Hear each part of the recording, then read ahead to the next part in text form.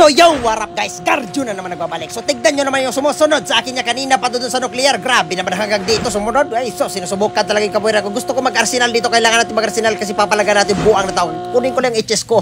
Pag nakuha ko yung HS ko dong, tumago-tago na lang kayo. Sinasabi ko, wait lang. Kalma muna kayo. Kung baka kukuha lang ako ng HS ko. So kinuha natin na malupitan natin yung HS ko. Kuwatapin natin itong mga buwan. Dito na nga, syempre. Gagamitan natin ito malupitan. So dito may napipiling bida. Patay ka na dong. Kung baka sumusubok sa kabuhiran ko. So dalawa sila dyan. Doon pala kayo mga buwang kayo. Kung baka sumusubok kayo sa kabuhiran ko. Ang ginawa niyang gano'n niya. Sinakoy maguda.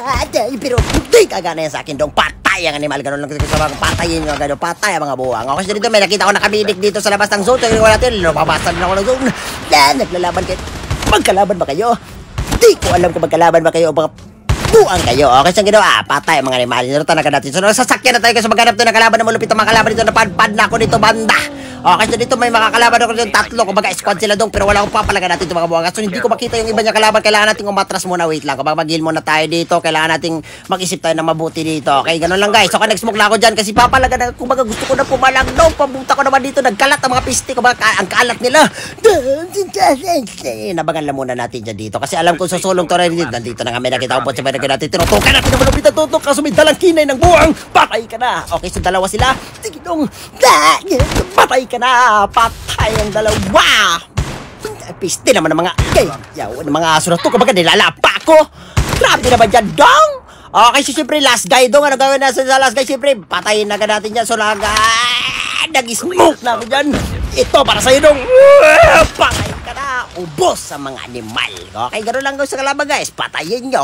Okay, nagsasakyan na tayo ulit dyan. Kasi maghanap tayo ng kalaban na malupit na kalaban. So may nakita kong chopper ang ginawa natin sa chopper na yan. Siyempre palaga natin. Wala pa pala akong smoke dyan. Tinulak ko. Wait lang. Logi. Kailangan natin mag-gripo. Wait lang. Kalma muna dong. Kung baka papalaga dong. Hanap lang ako ng magandang pesto natin. Paglabanan. Okay, nandito na nga siyempre. May smoke na ako dyan. Gagamitan natin ito na malupit ang edges. Na malupit ang wata. Tama mo dong.